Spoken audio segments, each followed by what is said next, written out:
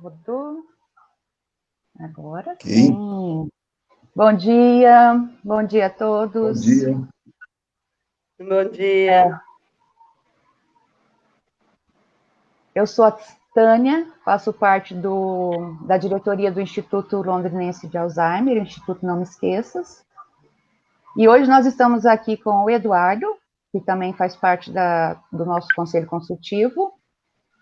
O Eduardo é advogado e também tem familiares com a doença de Alzheimer. E da Sâmia, que é da Secretaria de Ação Social, e vai falar um pouquinho também, assistência social, né, Sâmia? Isso. E vai falar um pouco também sobre os benefícios dos idosos, né? E nós vamos começar então, vou colocar um vídeo para vocês, e a gente já volta conversando sobre isso. Já temos até alguns comentários aqui. Beleza.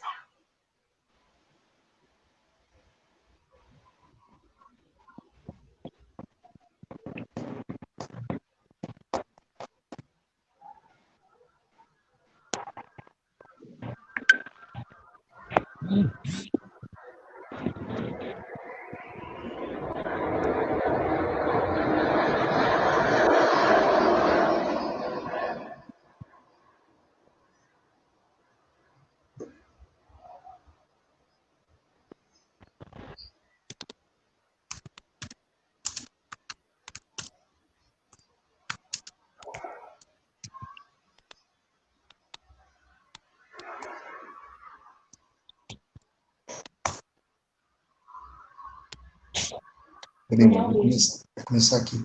Já estou online. Verdade, já estou online. Na palestra.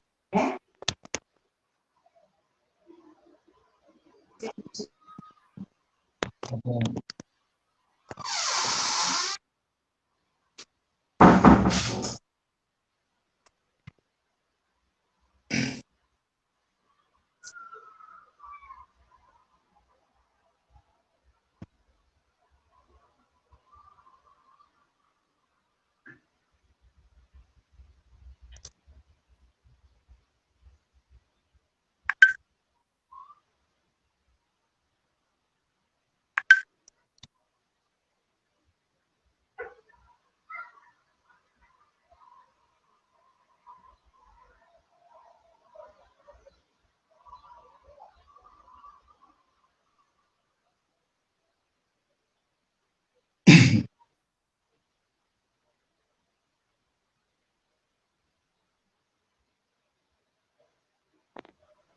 Tânia, o vídeo está sem som. Ó.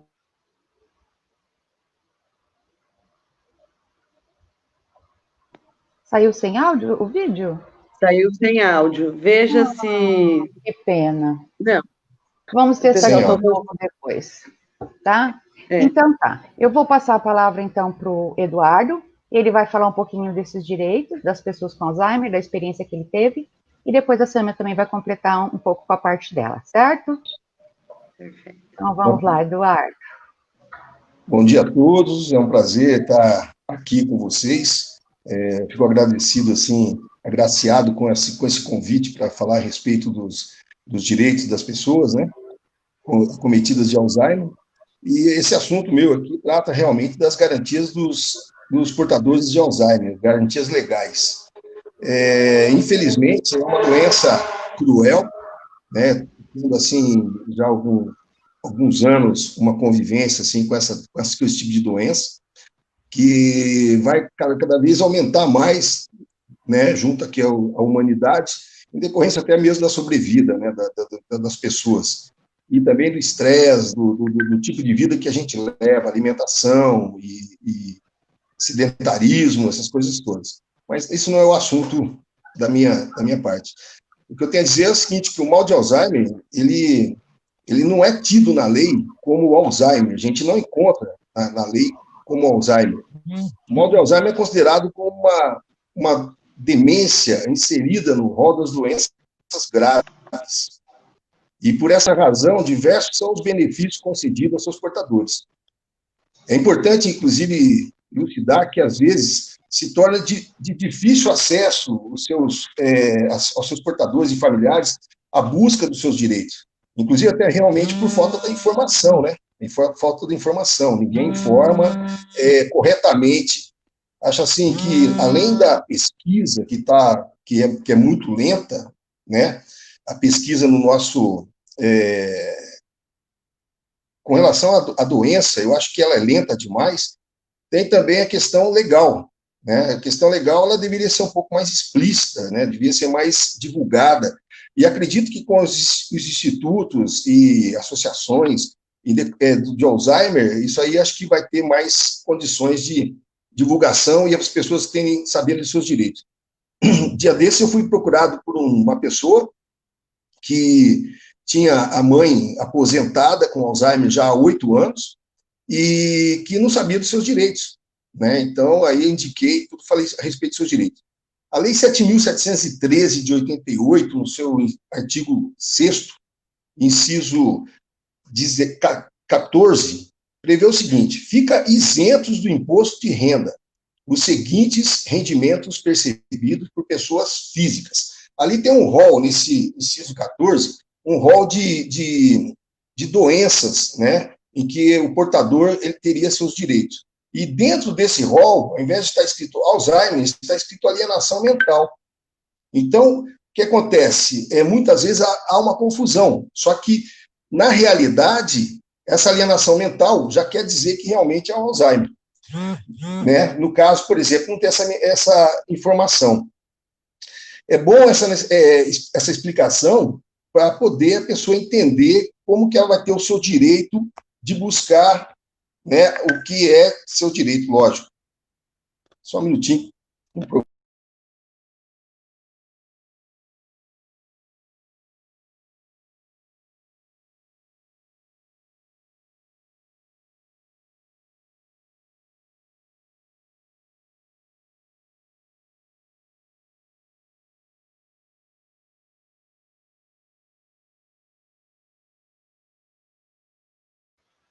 O Eduardo está com um problema no áudio, parece que ele caiu a conexão dele.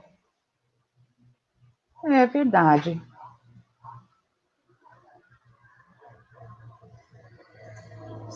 Sâmia pode falar com a gente, então?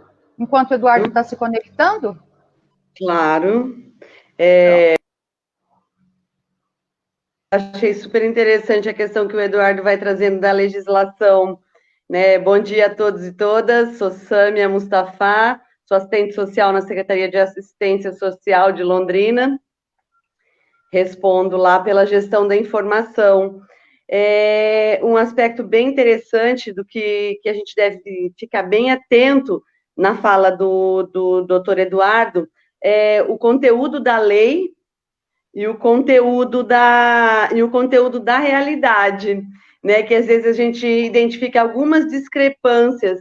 Nem sempre o que está dado no marco legal é aquele preceito que as pessoas conseguem acessar, né? Então, infelizmente, o marco legal ele fica uma palavra morta em alguns casos. E para ter acesso a esses direitos, ele não está, como eles não estão efetivamente dados, né? E ainda tem essa questão de que é tudo muito novo, nós ainda estamos sem a denominação dessa comorbidade na legislação, né? Ela é tratada como demência. Então, o acesso ao direito, ele tem que ser requisitado, ele não é dado. Então, aí nós temos a Justiça Federal e outras instâncias para que a gente possa recorrer em busca do reconhecimento da condição de pessoa em condição, sem condição de autossustento, em condição, para que ele consiga acessar os seus direitos, seja ele previdenciário ou assistencial, tá? Voltando, não? Voltando. Tânia, você travou. De novo? Gente, é coisa de quem faz ao vivo. É coisa de quem está aqui, que está na lida. Essa questão do direito, a questão do direito, porque uma vez que você tem um familiar diagnosticado com essas ditas demências, eu vou chamar de saga, né? A saga dentro do campo do acesso e do direito na sociedade, cada vez mais restrita, ela vira uma grande jornada para o cuidador, que além de ter que se desdobrar no papel de provedor, cuidador, o direito não está dado. E aí ele passa a ser esse defensor e ter que ir em busca dos direitos previdenciários, de garantia de renda, garantia de acesso a tratamentos, a medicação. Então, são várias questões que o Estado não reconhece a necessidade peculiar deste público e não tem uma automatização, nós não temos um acesso que dê para essas pessoas uma entrada no seu direito instituído por lei.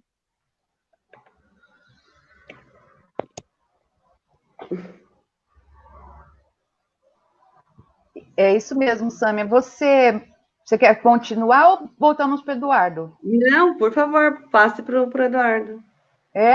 Então vamos lá, Eduardo. Vamos ver se agora vamos.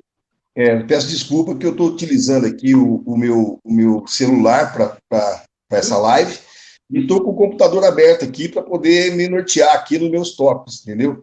Então, o que acontece? Eu caí, né, porque fica ligação, aquela coisa toda, derrubou, eu tive que voltar e eu fiquei um tempão aqui ouvindo a Sâmia falar, mas só que eu não estava aqui na coisa, eu estava só me vendo, mas achando que estava na live. Então, peço desculpa. Continuando, eu ouvi muito que a Sâmia falou aí a respeito, eu falei a respeito do direito da pessoa que ela tem o direito de isenção de imposto de renda. Né? Isso é feito, inclusive, para que essa isenção do imposto de renda ela possa utilizar esse dinheiro para o seu benefício, porque a medicação é cara, o tratamento é caro, entendeu? Você tem que investir em fono, você tem que investir em personal trainer, tem que investir em psicólogo, investir no próprio neurologista, né, no psiquiatra, coisa assim. Então, é decorrente dessa razão. É lógico que a pessoa pode, sozinha, buscar esses direitos. A Sâmia estava falando da Previdência, no caso, né?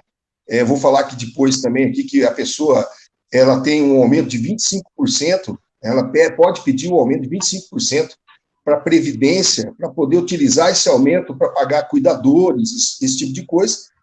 Mas o que ocorre? A Previdência, aqui pelo menos no nosso país aqui, ela é totalmente desumana. Ela é desumana. Ela não tem aquele condão humanitário de, assim, entender a dificuldade do próximo, né, do seu contribuinte, e fornecer administrativamente o que lhe é de direito. Então, em alguns casos, é necessário realmente entrar na Justiça Federal. E, em decorrência disso, em fato de doença, e também, às vezes, até por causa da idade, ela tem prioridade no trâmite dessa ação, para poder ser, como a gente sabe que a Justiça é lenta, né? Então, ela tem prioridade para que ela tenha o seu benefício quanto antes. É lógico que essa prioridade ela é relativa, né? Porque já aconteceu comigo, de eu ir conversar com o juiz pessoalmente na Justiça Federal, pedindo para ele que andasse logo com o processo, e ele falou para mim, eu falei, mas porque meu cliente tem prioridade? Ele virou e falou, doutor, todos aqui, mais 90% têm suas prioridades. Então, no caso aqui, nós temos aqui o fator prioridade para o ajuizamento de ação. Tem a licença também, tratamento de saúde, auxílio-doença, tem a aposentadoria precoce, no caso, por exemplo, da pessoa cometida com a doença de Alzheimer. Né? Então, ela pode requerer a aposentadoria imediatamente.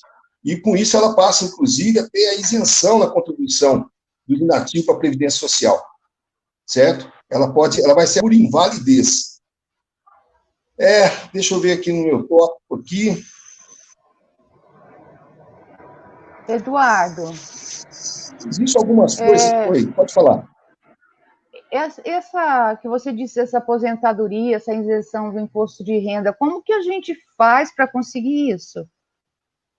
A gente tem que ter um advogado que vai atrás disso, ou a pessoa, eu posso, no caso, ir atrás disso? No caso, por exemplo, com certeza, vamos dizer assim, o doente, né, vamos dizer assim, o contribuinte, vamos falar o contribuinte. O contribuinte do imposto de renda, o que acontece? Todo ano ele tem o seu contador, provavelmente, ou ele mesmo, né? Não tem contador, é ele mesmo que faz a sua declaração de imposto de renda. É lógico que se ele tiver cometido do Alzheimer, ele não vai conseguir ele mesmo fazer a sua declaração de imposto de renda. Então, por isso é importante que a família esteja ligada, esteja antenada a isso, para quê? Ou ela mesmo, um dos familiares que faça a declaração de imposto de renda, né, ele faça a declaração de isento e informando a Receita Federal e juntando, lógico, o laudo de constatação da doença, né, informando que a pessoa foi acometida do Alzheimer. Você entendeu? Então, ela está cometida do Alzheimer. Então, ela tem direito, faz jus àquele artigo 6º da lei, né, e inciso 14, que, no caso, diz que ela teria direito à isenção do imposto de renda. É assim que funciona.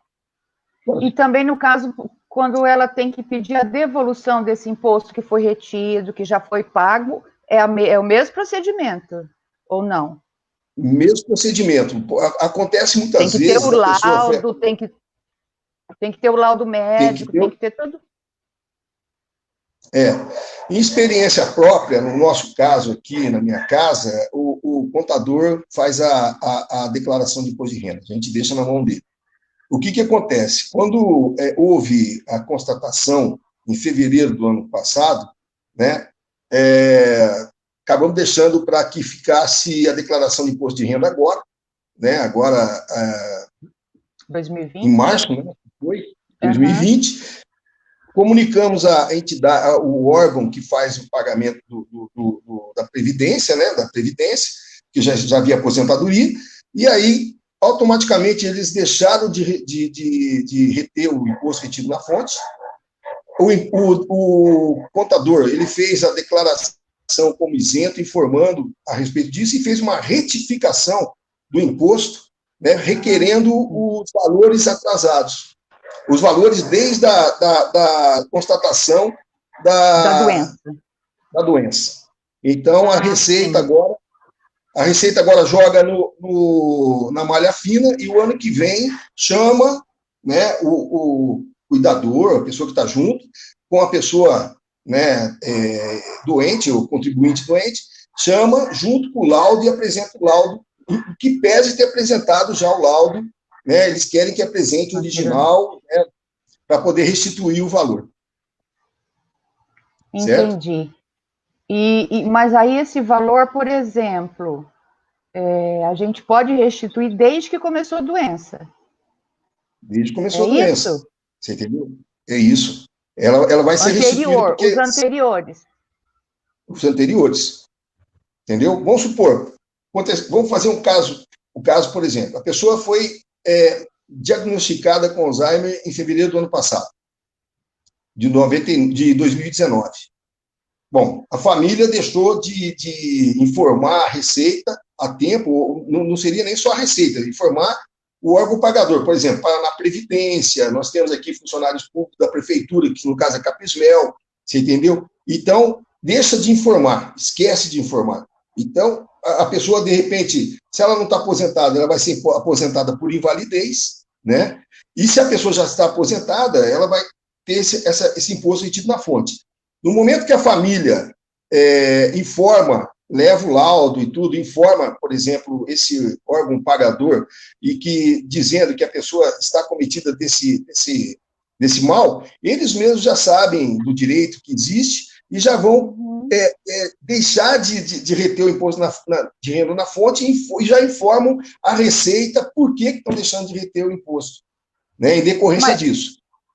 Mas isso não tem uma coisa que é só 5 anos atrás? Sim. O anterior tem alguma regra, não tem?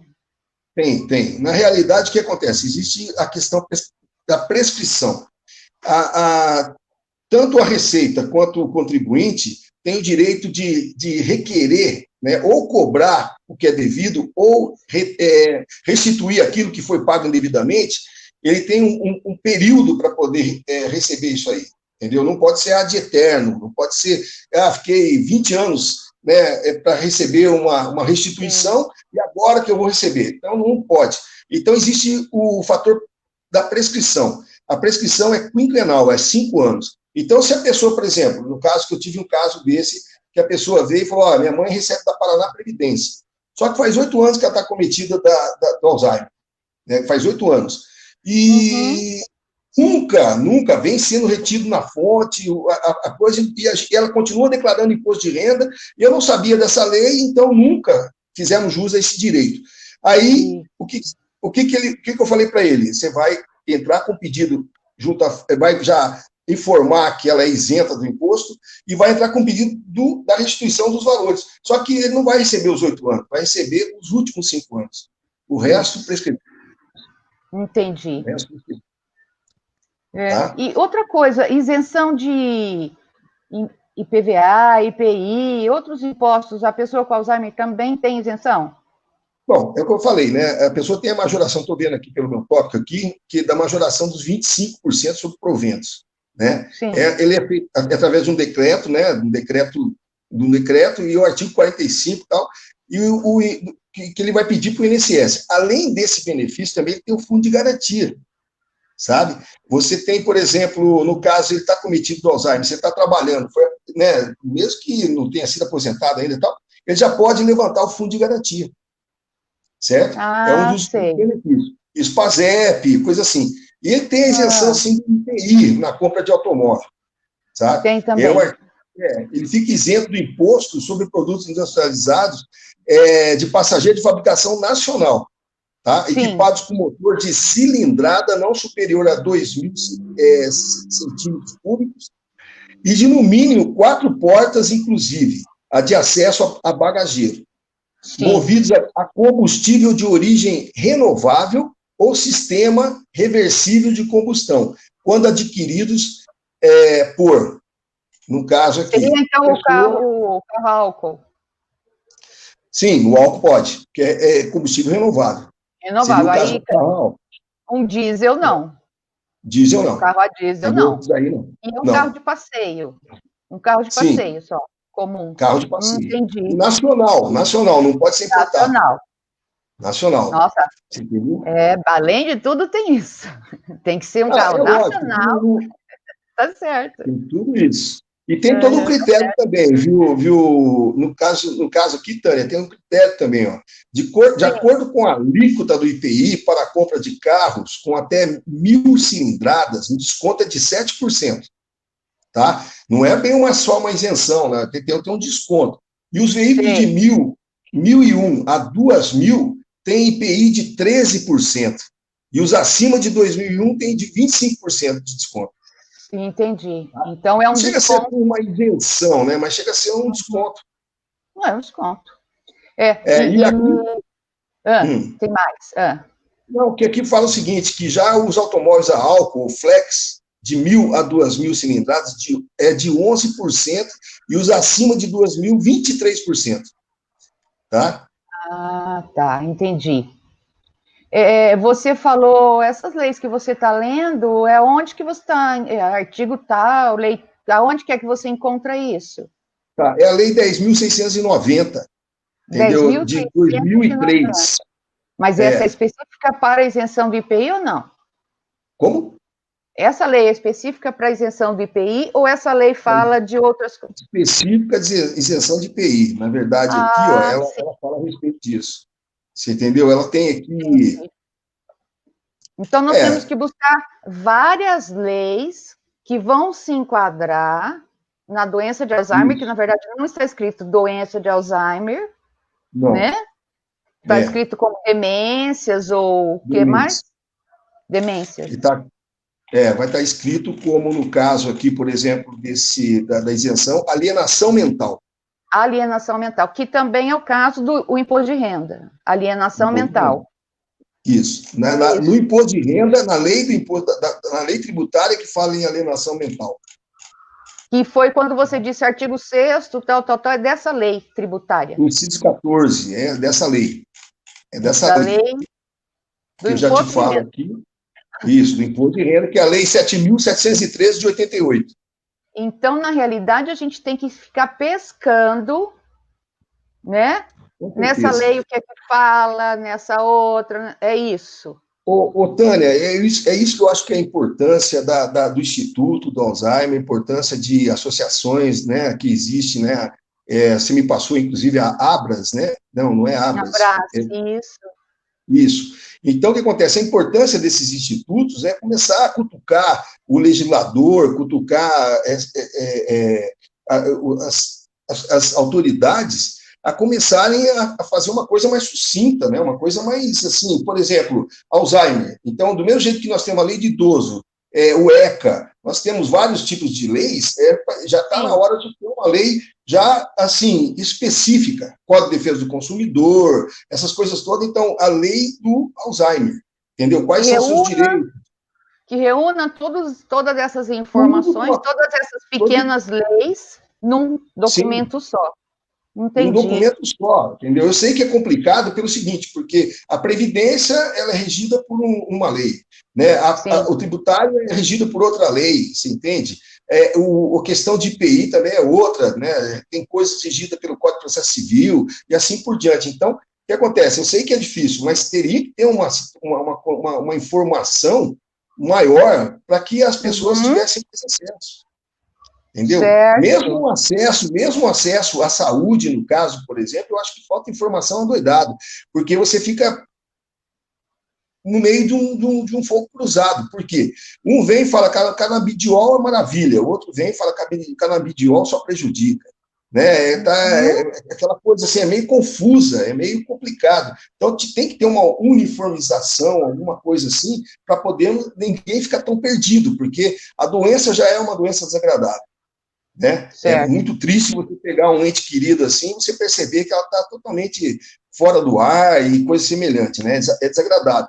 Por outro lado, também incomoda a gente porque você está vivendo uma situação diferente, você entende? É complicado. Então, teria que ter um pouquinho mais de cuidado, mais atenção nesse sentido.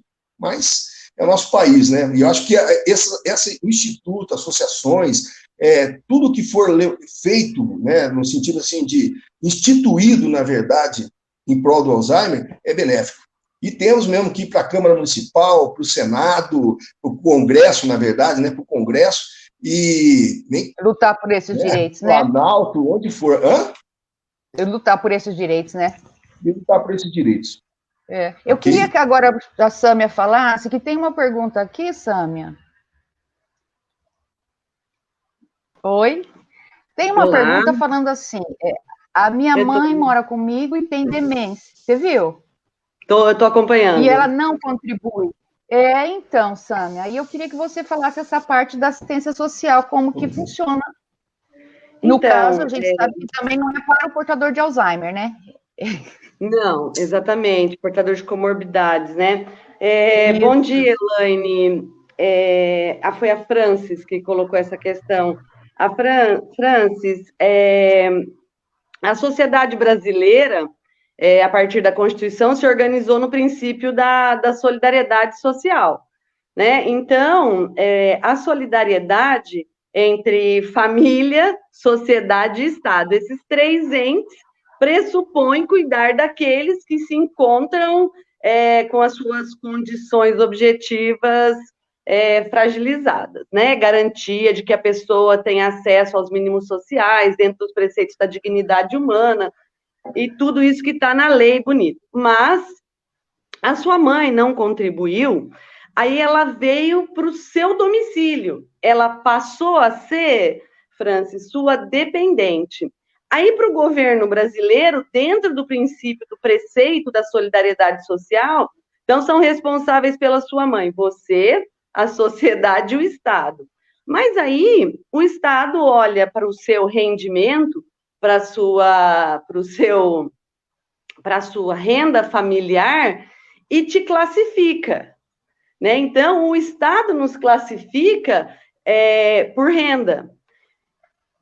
Para sua mãe ter acesso ao benefício de prestação continuada, que é um benefício assistencial não contributivo, ou seja, para aqueles idosos, pessoas com deficiências, que não contribuíram e agora não tem mais condições do autossustento, esse benefício, então, que a gente chama de BPC, ele tem condições, ele tem uma série de critérios, e que talvez a sua mãe não esteja enquadrada dentro desses critérios, né? Então, se a sua mãe já está numa fase que ela tem um diagnóstico, que ela tem um acompanhamento médico, ela não precisaria ter 65 anos. Se ela já atingiu 65 anos, ela seria contemplada na condição de pessoa idosa. Muito bem. Até aí, parece que está tudo bem, 65 anos ou uma pessoa com uma comorbidade. Mas aí o governo federal diz, não, então, se ela está com uma família, essa família tem condições de cuidar, que dentro da solidariedade, a família cuide dela, e não o Estado. Quando que o Estado entra? O Estado entra quando as famílias têm uma renda per capita, ou seja, por pessoa, inferior a 1/4 de salário mínimo. Lembrando que o nosso salário mínimo está a R$ 1.045. Então, se a pessoa tem na família 4 membros, e o idoso, mais o idoso, ou a pessoa com Alzheimer, e ela recebe R$ 1.045, aí ela está apta e ela se enquadra neste benefício. Sim, meus companheiros, é muito restritivo. Em Londrina, nessa condição, nós temos 13.500 pessoas com várias comorbidades e idosos. Provavelmente, entre aquele 1 centavo, aquele R$ 1 que ultrapassa os 255,50, que é o 1/4 do salário mínimo, a pessoa não entra, ela fica fora do benefício. Tá? Então, a sua mãe, ela está dizendo que a mãe tem 79 anos. Mas, Francis, o que acontece? O Eduardo colocou aqui os 25%, mas você já disse que ela não é aposentada. A condição que leva o INSS, que é o portal, né? Que faz, eu estou falando portal porque nós entramos numa era de tudo é digital, então você não tem mais um posto que você vai lá, que você senta e você olha no olho da pessoa e você é atendida.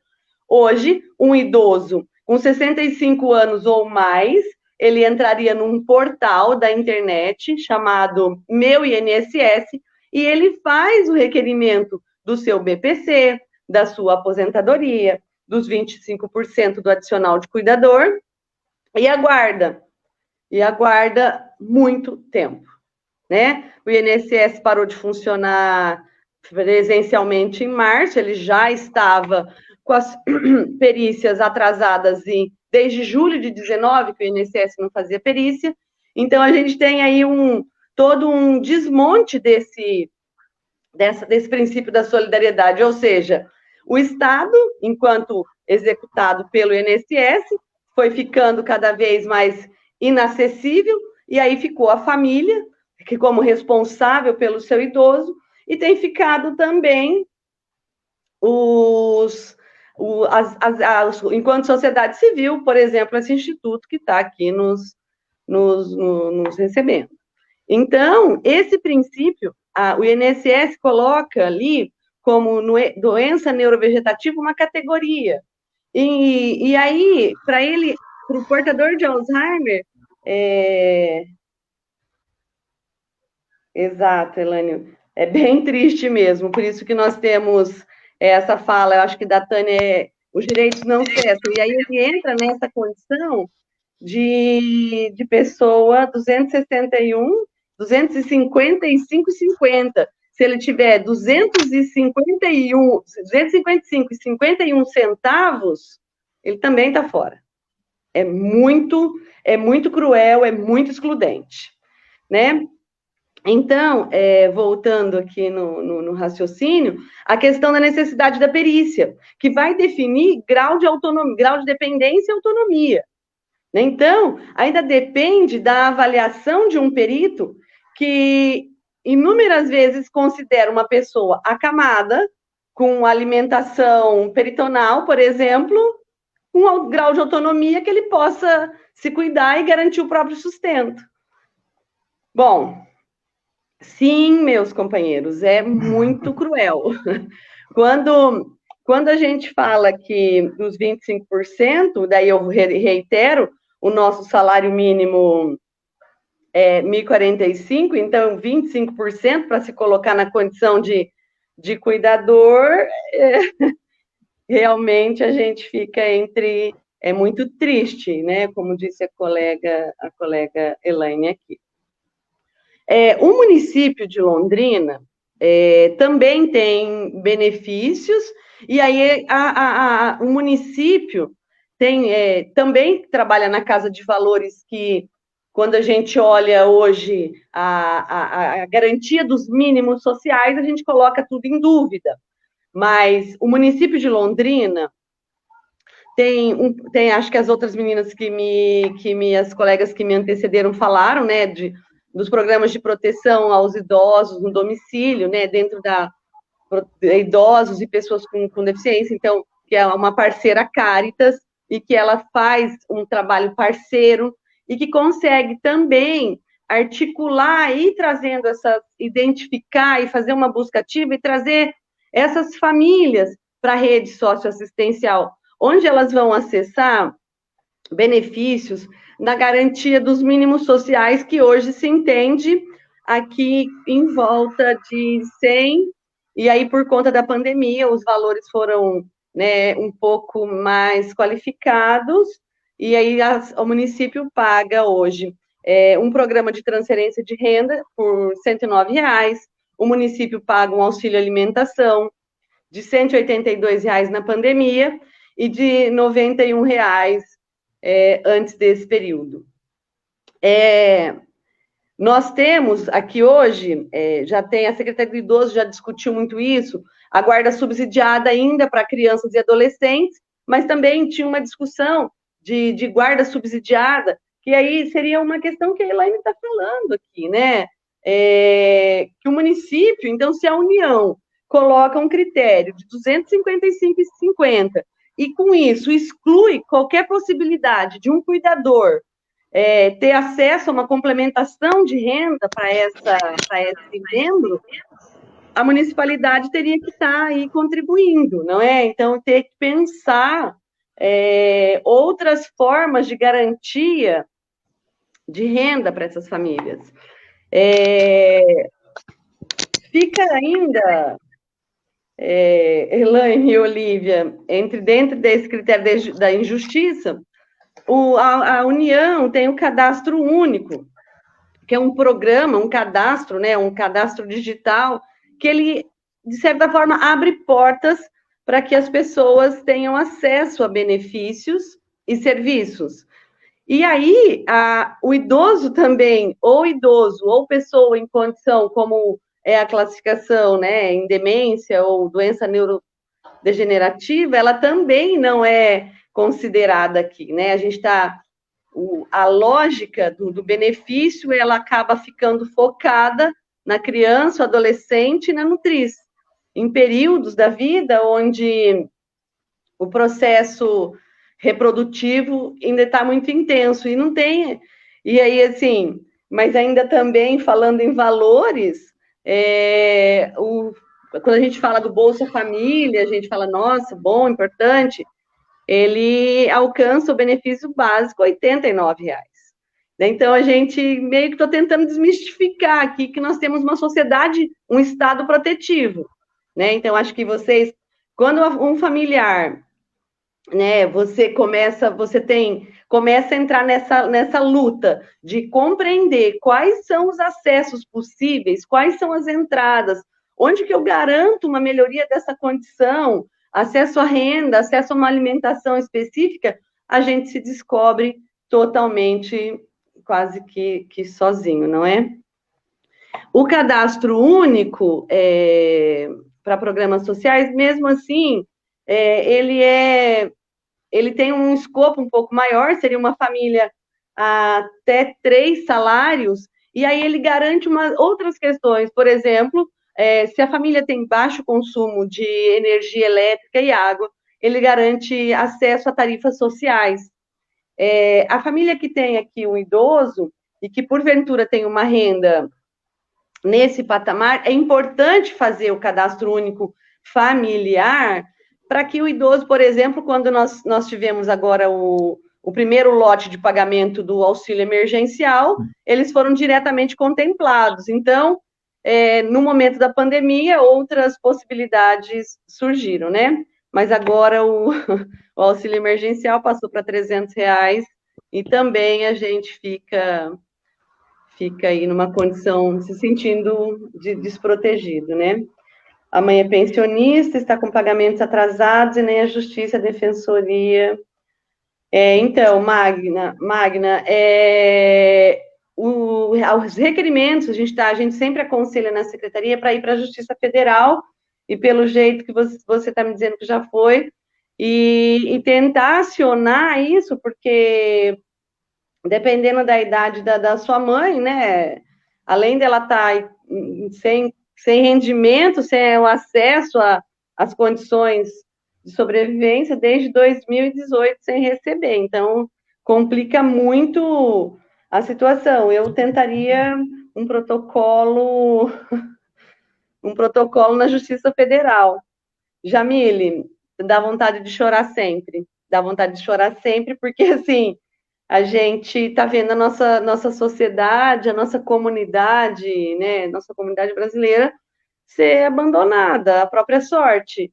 Então, os idosos, que é o caso que nós estamos discutindo aqui, população de rua e todos os outros elos dessa corrente que somos nós enquanto sociedade, né, todo mundo junto, sendo largado para trás. E, infelizmente, a gente está sobrando choro. Mais ou menos isso, Jamile. Tânia, como é que a gente está de tempo? Temos ainda uns 10 minutinhos. Sâmia, esse cadastro único, aonde que a gente faz esse cadastro único? Também é na internet, no portal? Tudo quase viramos virtuais, né? Olha a gente fazendo uma roda de conversa aqui. No site daí também da Secretaria de Assistência Social, mas aí nós temos o 33780370, 33, eu vou depois disponibilizar aqui os telefones, os familiares vão agendar, é importante ter esse acesso, né? Tem vários mandatos de segurança para ampliar para meio salário mínimo, já tinha lei, já era para ter sido, mas não tem sanção presidencial para passar o BPC para meio salário mínimo. Então, estar na base do cadastro único é o primeiro passo para o acesso de um direito que nós temos aí ainda uma luta, né, pela efetivação dessa ampliação de renda. Então, certo. A pessoa vai ligar, vai agendar, vai pegar os documentos de todo mundo que mora na casa e vai fazer o seu cadastro familiar. Então, se isso tem aqui em Londrina. Sim, na nossa rede. Então, tem um na JK, ali na antiga merenda escolar, tem um na região ali perto indo para o aeroporto, na Rua Argentina, e temos um do lado do CSU. Temos três unidades fazendo cadastro único para quem mora na zona rural, nas antigas sedes das subprefeituras, também tem um agendamento, certo. E tem a equipe que vai semanalmente e faz esse cadastro. Ele tem várias portas e acesso para os outros membros da família. Então, desonerar uma taxa de vestibular do filho, né, já vai contribuindo, uma taxa de concurso para a própria pessoa. Então, quando tiver concurso, então, questões assim que um cadastro único para a família que tem, então, até R$3.150 de renda, ele abre outras possibilidades e desonera o recurso para todas as outras necessidades, não é? Tá, mas essa regra do cadastro único vale para qualquer cidade do Brasil. Sim, sim, ele é isso. nacional. Ele é É nacional. nacional. Aqui em Londrina, a gente tem que fazer o agendamento, levar o documento aqui nesses locais. Isso. É isso. Isso, vai, senta, a pessoa vai entrevistar. Mais uma questão que eu acho que é super importante, que daí eu acho que fica um pouco que a gente é dar visibilidade a essas famílias, né? A família está com uma renda, tá com a renda baixa, está com dificuldade de garantir o acesso, etc. Dar visibilidade dentro das políticas públicas para essas famílias, o cadastro único é a primeira porta. Então, às vezes, a gente está num ambiente acolhedor, familiar, e a gente tem essa natureza de achar que a família, nós já incutimos isso, né? Que a família é a responsável, né, pelo cuidado dos seus. Mas o Estado e a sociedade têm a parcela. Então, a partir do momento que a pessoa está num cadastro federal, ela dá visibilidade àquele núcleo e àquela situação. Nesse momento, ela pode virar uma estatística, mas ela vai dar visibilidade para a nossa sociedade, para as famílias e todas as peculiaridades que elas têm, as necessidades dentro do âmbito da proteção social, que é responsabilidade do Estado. Tá? Certo, entendi. Tem uma pergunta aqui, acho que é para o Eduardo, essa da Magna que você estava comentando, que a mãe dela está com o pagamento atrasado desde 2018, porém este ano está recebendo mesmo com atraso, recebe um mês e outro não. Tem 84 anos e com Alzheimer, só tem esse benefício, mas a justiça não intima o prefeito para pagar os atrasados dela. O prefeito, será que ela é funcionária pública, então? Será que ela é funcionária pública? Então, porque se for com relação ao INSS, pagamentos atrasados, né? Realmente isso acontece mesmo. É triste. Mas tanto um quanto o outro, se ocorrer, sim. Qual será o motivo do pagamento atrasado? Pois Porque, por exemplo, que eu saiba, a prefeitura não está atrasando o pagamento. Né? A prefeitura não está atrasando. Agora, se caso houver alguma coisa nesse sentido, o que acontece? É via judicial, mandado de segurança contra prefeito, se for o caso, e o departamento pessoal lá da prefeitura, e se for INSS, mandado de segurança também, entendeu? Com pedido de tutela de urgência, porque tem caráter alimentar, né? A pessoa precisa desse dinheiro para sobreviver. Pois Eduardo. Não pode perder tempo. Se está atrasando, hã? Então, a minha... Tá ouvindo? Tá sem som? Não, acho que agora tá ouvindo, né? Tá. Tá? Tá me ouvindo? Ouviram, né? Sim, nossa, sim. Eu não sei lá o pessoal lá no Facebook estão ouvindo. O Eduardo, tá ouvindo o Eduardo? Alguém me diga sim ou não?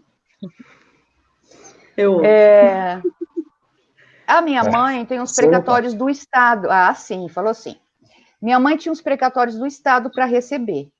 Como ela tinha mais de 60, ela teve prioridade desde 2015. Ela teve, aí ela completou 80, ela tinha mais prioridade ainda. Ela faleceu ano passado e não recebeu até agora. Sim. Então, Problema de e era caráter alimentar. Né? Sim, caráter alimentar, né? Mas mesmo sendo caráter alimentar, né?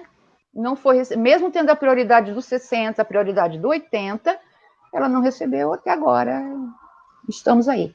Certo. Olha lá, o pessoal do Facebook está ouvindo. Então, nesse caso de precatórios, e principalmente precatório municipal, ele tem uma situação totalmente diferente. Né? Se fosse um precatório federal, né, ele é mais ágil. Né? Eu tenho visto que precatório, mesmo com caráter alimentar, precatório do municipal, ele é lento demais, é muito complicado. E ele vem através do Tribunal de Justiça do Paraná, né? Ele vem através do precatório federal, né? Que ele é gerido pelo Tribunal Regional Federal, né? Aí é diferente um pouquinho. Tem umas mudanças, tem umas coisas assim, é bem diferente uma coisa de outra. Entendi. A prefeitura realmente é complicado. Aquele 25% que você falou, Eduardo, 25% de acréscimo para a pessoa que necessita. Não que necessita, também... na verdade, está ouvindo? Estou. Porque eu fiquei, agora não estou ouvindo vocês. Aconteceu já comigo várias vezes, por isso que eu retornei, saí e entrei de novo. E vocês estão me ouvindo? Sim. Nós estamos. Me ouve ou não? Deixa eu tentar, eu vou abrir aqui pelo... Tudo bem, eu vou abrir aqui pela internet. Tá ótimo, Eduardo. Pelo computador, que daí eu consigo ouvir. Mas acho que ele não está ouvindo a gente. Daí eu ouço vocês. Está ouvindo? Agora sim, agora eu ouço. Ô, Tânia, então, a respeito do... Tá dando... Tá dando ruim, ficou ruim. Só um pouquinho. Eu vou cortar aqui o telefone. Pronto.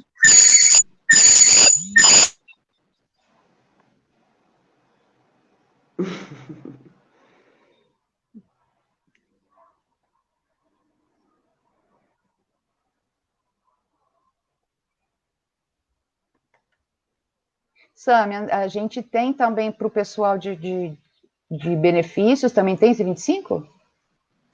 Não tem. Não temos. O benefício socioassistencial, ele pressupõe somente o valor. Essa questão dos 25%, ele é previdenciário. Então, pressupõe que a pessoa contribuiu 30, 35 anos, aí ele tem esse direito. O benefício assistencial, ele é não contributivo e ele não tem esses acréscimos. Entendi. Tá? Ele tem, então, quando você fala contributivo, tanto vale para quem contribuiu com o INSS ou para uma outra previdência privada? Sim, ou seja, funcionário. Ele contribuiu, ele pagou uma previdência, seja o Paraná Previdência, a Capismel ou o INSS, é a regra, né, que rege por 30, 35 anos. Diferente da pessoa que não contribuiu, como a mãe da colega aqui, ela teria direito a um benefício assistencial, garantido pela Constituição, mas não prevê acréscimos, nem 13º, tá? Então, ele tem 12 pagamentos de salário mínimo durante o ano, essa é a regra. Ah, sim. Né, o Eduardo tinha dito que a Previdência, ela é desumana, e eu diria muito seletiva também, né? Porque nós temos muitas medidas e muitos pesos para tratar todos os humanos que precisam das mesmas condições de vida na nossa sociedade, né? Se somos todos iguais diante da lei, somos tratados de forma muito desigual, não é? No nosso acesso aos nossos direitos. Na realidade, o princípio da isonomia não é como fala, o princípio da isonomia não é respeitado. Não existe igualdade, não é? Tá vendo algum eco aí ou não? Tá ótimo. Tá bom? Então tá. Tá ótimo, sim. Então, você já colocou, a Sânia já colocou a respeito dos 25%. E esse 25%, para aquele que foi contribuinte, aposentado e tudo mais, ele serve para poder... É que está dando eco para mim aqui. Ele serve...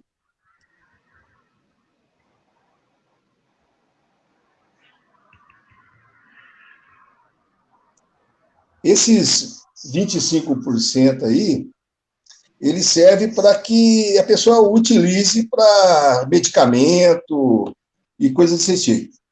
Sim. A medicação, inclusive, ela é fornecida pelo Estado, né? Agora, se de repente houver uma resistência do Estado, a pessoa tem que procurar a justiça para poder fazer jus ao artigo 196 da Constituição Federal, que diz que o Estado é responsável pela saúde, educação e moradia e etc. e tal.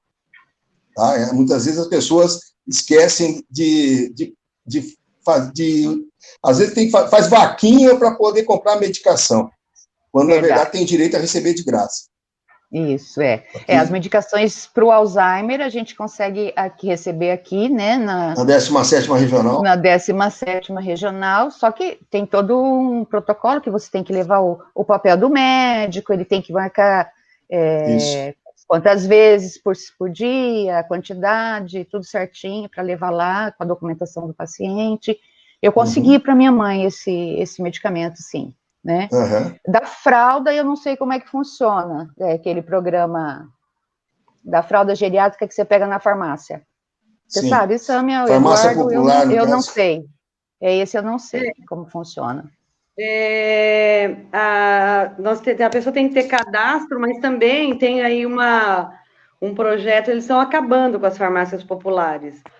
O município de Londrina, em parceria com a Caritas, ele tem um programa que é uma atenção especial à pessoa, né, no domicílio, a pessoa idosa ou portadora de deficiência, a pessoa no domicílio. E eles fazem esse atendimento e tem esse recurso. E eles acabam articulando e levando, inclusive, fraldas, né, que é uma questão essencial aí para o paciente com esses tipos de doença neurodegenerativa. E aí a Caritas, então, tem esse programa que as pessoas que têm essa necessidade não conseguiram se cadastrar no programa, porque as farmácias populares estão sendo sucateadas e fechadas. A Caritas, em parceria com o município de Londrina, tem um programa, a pessoa vai se cadastrar, eles vão orientar a pessoa para ir para o cadastro único, para eles entrarem numa rede de proteção social. É uma questão de ter visibilidade. A partir do momento que ele está na rede, ele vai participar de outras ações, ser reconhecido na sua condição, nas suas peculiaridades. Entendi. Aqui na base, aqui o Instituto está comentando para a gente que, quanto à fralda, o médico também envia o encaminhamento, né, para conseguir a fralda geriátrica, né? E Eduardo, você sabe também de auxílio para o cuidador? Alguma coisa, Sâmia, bom, aqui da Sâmia não vai saber, mas uma licença para o cuidador cuidar da pessoa com Alzheimer, alguma licença que tenha isso? Tem, Sâmia? Sim, se ele for funcionário do sistema do INSS e ele estiver na ativa, ele vai poder trabalhar, e os nossos colegas também, nossos colegas, por exemplo, que são funcionários da prefeitura, 90 dias. Né? Nós tivemos casos de colegas com a mãe com Alzheimer, as duas colegas trabalhavam na prefeitura conosco. Uma ficava os 89 dias, voltava a trabalhar, e aí a outra voltava. Por quê? Porque o direito do cuidado, eles não têm a compreensão. O cuidado é para filhos e marido. Nós não tem essa, não olhamos para trás, né? Então, quando são os pais, as pessoas que estão nessa condição, e é o filho ou a filha que é o cuidador, ele tem isso. O que vai acontecer no dia 90? Ele vai para o INSS, e aí ele tem os vencimentos dele reduzidos. Então, aí ele vai voltar, ele vai entrar na condição de cuidador com redução salarial, ou seja, impossível nesse momento, em qualquer momento, né? No INSS também, ele tem condições bem restritas para se colocar na condição de cuidador. E também, aí o INSS, o prazo é menor, e aí agora a gente tem leis específicas por conta da pandemia, e aí ele vai ter salário reduzido, e ele vai ter ainda contrato repactuado, né, entre o empregado e o empregador, por conta da questão dele não estar ofertando. Nós tivemos colegas nessa condição, e ela é impossível para quem está sozinho, e aí se afastar, né, e ter uma condição de garantir o cuidado dos pais, que eu acho que é o caso mais recorrente que nós temos, porque nós não temos apoio da legislação para isso, tá? Infelizmente, aí são lutas que a gente ainda tem pela frente, né? Para conseguir. É verdade. Gente, mais alguma pergunta? Eduardo, Sâmia, mais alguma consideração? O Eduardo já está sem áudio de novo. Nós não estamos te ouvindo.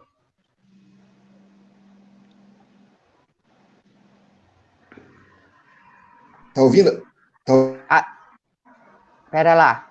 Acho que sim. É. Olha, e agora sim. Tá, o último tópico meu ali era a respeito da casa financiada pelo Sistema Financeiro de Habitação. No caso, por exemplo, quando faz o financiamento, é feito também um seguro por invalidez ou por morte. No caso da pessoa ela ficar acometida de Alzheimer, ela já tem o direito à quitação do imóvel. Desse imóvel. Como se fosse... Interessante. Tá?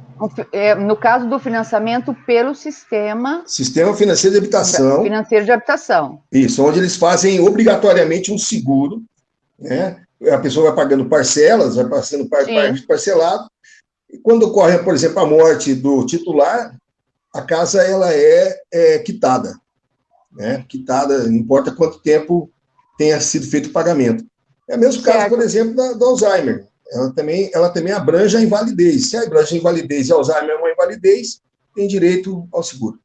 Entendi. Olha, interessante também. Essa daí eu também não sabia. Na realidade, Tânia, as pessoas que têm familiares ou conhecidos que são acometidos de Alzheimer, é importante procurar, né? Como fala, procurar pesquisar a respeito dos direitos, que vai encontrar algumas coisas, acaba encontrando algumas coisas. Certo. Sâmia, alguma coisa que você lembrou? Não, então, acho que é a questão do direito, né? Eu acho que tem que ficar bem claro que se o Estado, o direito está na lei, mas se o Estado não nos reconhece, não nos coloca o direito à nossa disposição, eu acho que as famílias têm que você tem que ter visibilidade, elas têm que se dar visibilidade. Então, estar em busca, estar no cadastro único, estar em associações, esse princípio, então, garantir que tenha acesso à medicação, a fraldas, então, se colocar coletivamente e garantir que as políticas públicas enxerguem essas famílias, né? Não é assim, as pessoas têm, a gente tem no eixo, nossa formação, a gente tem muito preconceito, a gente sempre traz para o nosso próprio eixo. Não, eu não vou buscar, porque eu não preciso, tem gente que precisa mais. Tem gente que precisa mais, mas se você também precisa, se você tem esse direito, você tem que ir em busca dele. Né? Então, é um respeito que a sociedade, que o Estado tem que ter com todas as famílias, nas suas peculiaridades. E aí, não tem que ficar, tem que se colocar, tem que dar visibilidade, porque é uma luta coletiva. Né? Se você não precisa tanto, mas a luta, nós temos que olhar para o nosso coletivo, para a nossa sociedade. Então, não fique se escondendo, não se esconda atrás de dogmas, preceitos, vergonha, preconceitos. Vamos dar visibilidade, vamos colocar essa família, vamos colocar no cadastro único, vamos exigir das políticas públicas respostas a essas necessidades. Né? Então, a gente, às vezes, precisa motivar o Estado a dar respostas, e esse é o nosso papel, né? Está sempre nesse diálogo, nessa interlocução. Essa cutucadinha, né? Isso, tem gente precisando, tem gente, né? Sim, acho que dar visibilidade é um papel fundamental do Instituto, e as famílias têm que procurar os direitos para que elas consigam ser vistas, né? Então, acho que é uma luta coletiva. Eu acho que essa é a minha deixa, tá bom? Obrigado pelo obrigada, Sâmia. Quero agradecer também aqui o convite, né? Acho que é bem oportuno, e é isso aí, a Sâmia falou tudo, temos que nos unir sem preconceito, sem vergonha, sabe, e buscar uma qualidade de vida, ou até a cura que eu acho que é importante. Com certeza, sim. Né? A gente tem que correr atrás dessa cura, da pessoa sarar mesmo, voltar à vida normal e etc. Porque envolve não só o paciente também, né, Eduardo? Envolve toda a família, né? Nossa, complica tudo, muda tanta coisa. Muda muita coisa, sim, é triste. Até então, assim, agradecendo o Eduardo, a Sâmia, né? E deixando esse recado para vocês que estão aí assistindo a gente, no dia 30 agora, 30 de setembro, nós temos a nossa última conversa, o último bate-papo do Setembro Lilás, às 19 horas. Nós vamos conversar sobre institucionalização, né?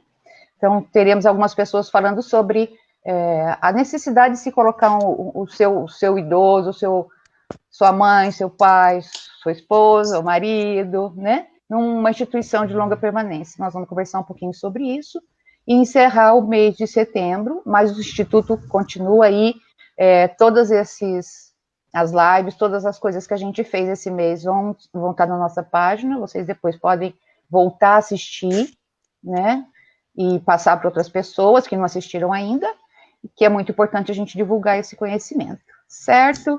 Então, obrigada, pessoal, e ficamos por aqui. Ok. Obrigada, Bom fim de semana. Obrigadão a todos.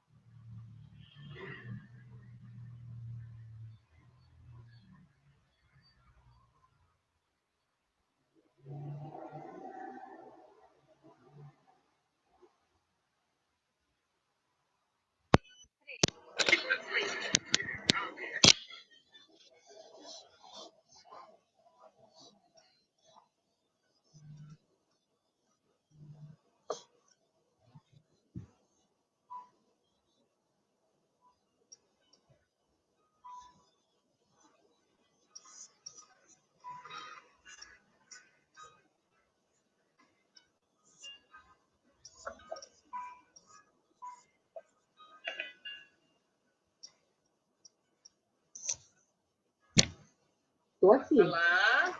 Olá. Foi bom? Foi bom.